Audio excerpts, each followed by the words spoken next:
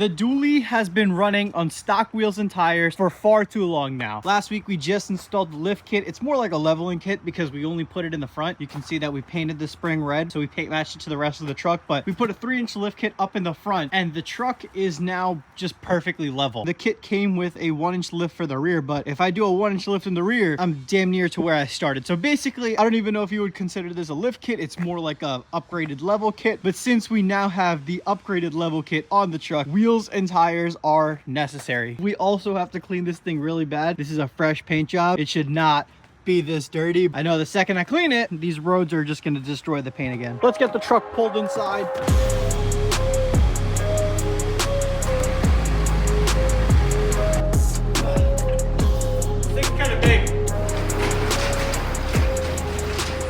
I feel like calling this thing a lift kit is cheating because it's not lifted, it's leveled. This is as leveled as you can get. So last weekend I dropped the front end of this thing, replaced the upper and lower ball joints because they were absolutely cooked, and then we also went ahead and threw in the rough country 3-inch lift kit. I paint matched the spring to match the rest of the truck. It looks absolutely sick in there. I was thinking about painting the shock black, but I think that the silver / gray color that the shock is going to be the third color that I'm going to put on this truck. The primary color on this truck is going to be red, and then the secondary color obviously black with all the black trims and all, and then the third color will be that silver. I don't know where else I'm going to put it. I know I do have some dual steering stabilizers that are going to go in that are going to match that, but I also need to match that gray somewhere in the rear. I know a lot of people do primary and secondary colors, but in my opinion, you also need a third color just to kind of tie everything together that doesn't match everything else. For example, on my BRZ, the primary color is the Ruby Star red, then the secondary color obviously black, and then the third color is the yellow brake calipers. Now I do want to add some more yellow all around the car. I have plans for that, but the yellow is the third color that is kind of just like an oddball, but it weirdly ties everything together. So I think that the gray / silver is going to be that third color for this truck. We didn't touch the rear at all. The only thing we did do is replace the shocks. The factory shocks that are in the bed are absolutely cooked. We replaced them with the Rough Country shocks in the rear. I know Rough Country offers a bunch of different shocks. These are the N3 shocks and they actually ride really well. It's only been about a week since I've had them, so I can't really talk too much on them. So once I've had them for a little bit and I've towed with them and all, I'll give you guys my opinion on this lift kit. But so far, it's doing me pretty good. It makes the front end of the truck stand a lot taller and I really, really love how it stands now. The only thing that we're missing, however, is a set of wheels. These things are no longer cutting it. They look all right. You know, for a factory wheel, they don't look too bad. Like in a weird way, they do match the rest of the truck. I like them with the red, but I don't love them. They're too small. They're too tiny. We need some bigger Johns on here. I bought these wheels a couple of months ago. It's been like 2 to 3 months since I bought these wheels. I've had them sitting around for the longest time, and today we're finally gonna install it. They've just been sitting in the backyard, just collecting snow, I guess. We have some TIS off-road wheels. I've seen the Terra Hunters on a bunch of different trucks. I absolutely love the way the tread looks. I was a little skeptical whether I wanted to go 35s or 37s, and ultimately I just decided to pull the trigger, get some 37s because they look absolutely massive, and also I heard that they're really fun to tow with. Oh my God, these things are absolutely massive. This thing is the biggest wheel and tire setup I've ever had on anything. Let's get the snow off of these, bring them inside so they warm up a little bit, and get them thrown on the truck. This thing is heavy. Oh my God.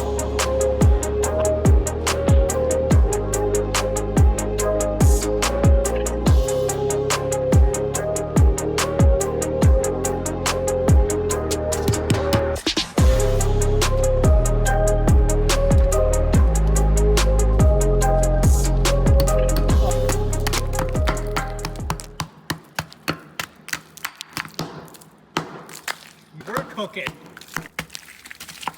I only did that because it's the inner wheel. You'll never see it. I mean, I don't even think I scratched it, but if it was the outer wheel, I would have never done that.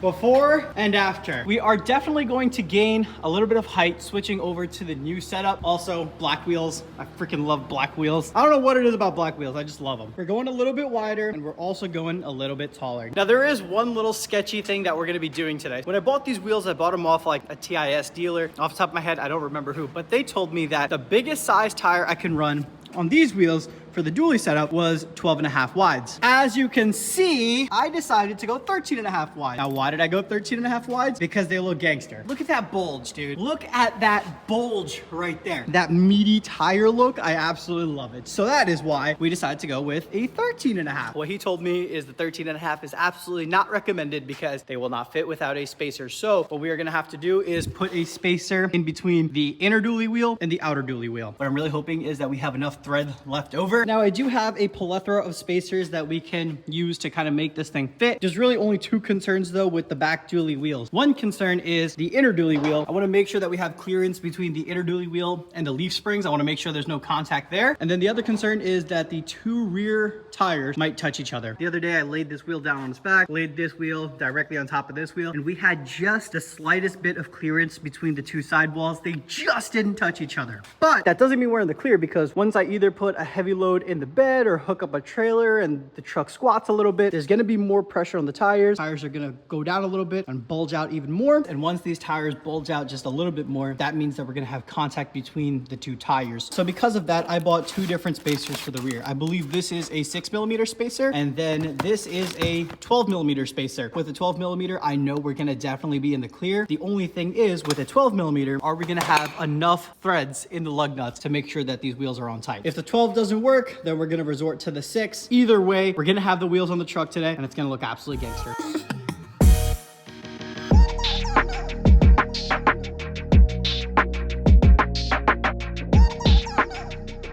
Right off rip, fender liner is definitely gonna have to get trimmed a little bit over here, and the fender liner is definitely gonna have to get trimmed over there. The most important thing is it rubbing the leaf spring? Oh, that is way too close for comfort. There's like just a little bit of room to where it's not rubbing, but I think that should be fine, right? We're clear right there. You know what? I think we're in the clear, because even if it bulges out, it's not gonna hit the leaf spring there. Definitely need to trim a little bit of the fender liner, but besides the fender liner, I think we are in the clear, boys. Let's go. Oh yeah. You know what? I think we have enough threads. I think that should be fine. That should be plenty fine. Time to count how many turns we actually have. So it's barely threaded on there. So 4 to get it hand tight. 7.5 full turns. I think that should be fine. If it's not fine, let me know down in the comments. But I think 7.5 turns, like 7.5 full turns, it should be good enough.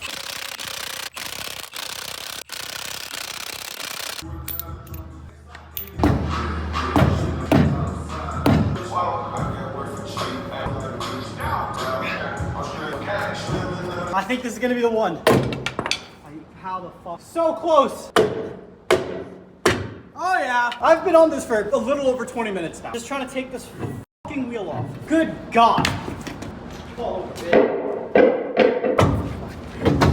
Yeah, don't be shy. Ugh.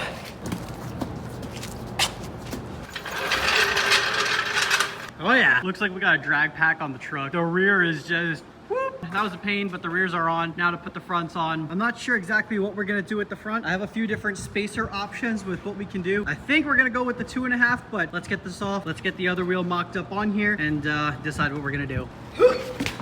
Stock wheels weigh nothing. All right, so here's where things get a little complicated, and I'm not sure entirely what we're going to do. So factory on dualies, it comes with a spacer, and I think it's something like a 3-inch or a 3.5-inch spacer. I actually haven't measured it. That's a complete guess. We do have some aftermarket spacers right here, and I believe these spacers are 2.5-inch. So I got these because I want the poke to match. I don't want the front to poke out too much and the rear not to poke out as much. I don't want the width from the fronts to match the rears, but I do want the poke to be about the same, if that makes any sense. I'm not trying to go through wheel bearings like every other month. I want to make it poke out just a little bit, not too much. So we got some 2.5-inch bore spacers. I was told that these spacers are good. They're also hub centric, which is pretty awesome. I guess the hub centric makes your hubs last. I really don't know what I'm talking about at all, but I got some spacers. Apparently they're good quality. These are 2.5 inches wide. These are, oh no, these are like 4 inches wide. Okay. The factory spacers, definitely not gonna work. 4-inch spacers is absurd. We're not running a traditional dually wheel. These spacers are if you were to run a traditional dually wheel, which they look cool. They're a vibe. They're not my vibe. I don't want them.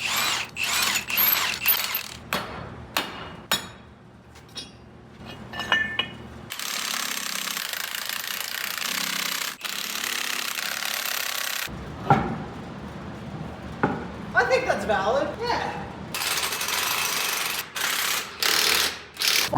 Are you gotta be fucking kidding me? You gotta be fucking kidding me. You gotta be fucking kidding me. You gotta be fucking kidding me.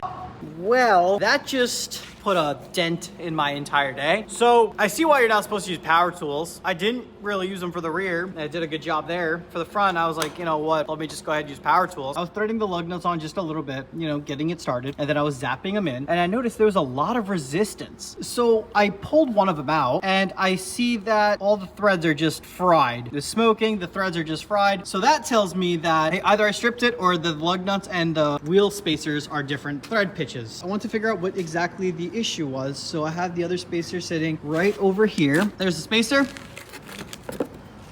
Here's the lug nut. You can see that the lug nut starts to thread just a little bit, and that's pretty much where I left it, and then I started hitting it with a gun. Well, if you keep going, it stops right there. You're probably wondering, why does it stop? Well, because right on the lug nut, it says 9/16. Right on the spacers, it says 14 by 15. So, long story short, the lug nuts and the spacers are two different threads. So we didn't have that issue in the rear because the rears, I'm not running on spacers, I'm running on the factory studs, which are 9/16. On the fronts, however, I put those spacers on that side, and every single thread is fried on that spacer. And also, I am down 8 lug nuts, which is great. Brand new spacers, brand new lug nuts, all fried. Oh my God, that absolutely sucks. Now, normally what I would do is like, hey, you know what? It is what it is. We'll just run no spacer on the front just so I can kind of drive the truck still. But the issue is now, I already fried 8 lug nuts. I don't have enough lug nuts to put the wheels on. I'm down 8 lug nuts now. That really sucks. Not sure what to do here. I had a big brain moment. Last minute yesterday or something, I ordered extra spacers from Amazon. Some booty spacers, but just in the case that the rears don't fit and I needed 2-inch spacers for the rear, I ordered some cheap Amazon spacers. I used the wheel studs off the cheap Amazon spacers, put them on the Boras. We have good thread pitch now. So now, in theory, it should work.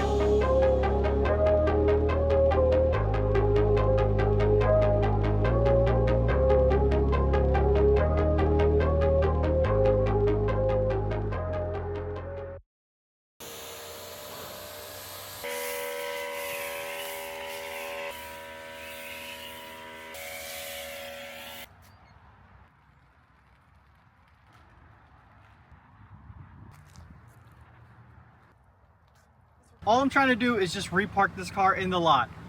So I turn a little bit, right? All right, we're good. It's rubbing right there. Jesus. That's about it. That's all that we have right there. That is the max. That is like pushing it. It's rubbing right here on the front balance. Once we put the fender flare on, we're gonna have even less room. So I'm gonna have to chop off some of the fender, chop off some of the fender flare, and chop off some of the fender liner because it's all rubbing. I broke the entire valance right here. Nice new painted valance, just destroyed. Awesome. That's just awesome. We definitely caused a lot of problems with the 37s, but on the bright side, this thing looks freaking gangster, dude. Oh my God. We still have to get matching headlights. We still have to replace the grille. I finally put those pieces underneath the headlight back in, so now it's starting to look like a truck-ish. There's still so much to do, but with the 37s, the truck is looking so much better. It's been so long, I kind of forgot what I even ordered. I got these from Amazon. If you guys are interested in them, I'll leave a link down in the description. There we go. A nice black LED cab light. Will this work? Fire! Oh yeah, let's go. And that is already a million times better. We don't have a lot of sunlight left, so I really don't know what else I could do today. Oh, gee, Robin.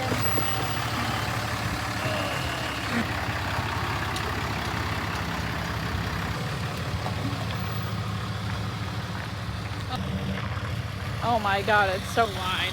We're definitely gonna have to do something about the 37s and turn radius because this is not gonna work. Look at this. So this turn coming up right here, I can't take a right like this. I'm gonna have to take the widest right known to man. And you're still on the other side of the road. Yeah, I'm still on the other side of the road and I don't have a trailer behind me. Imagine if I had a trailer. Bro, I'd be done. I'd be done. I'm cooked.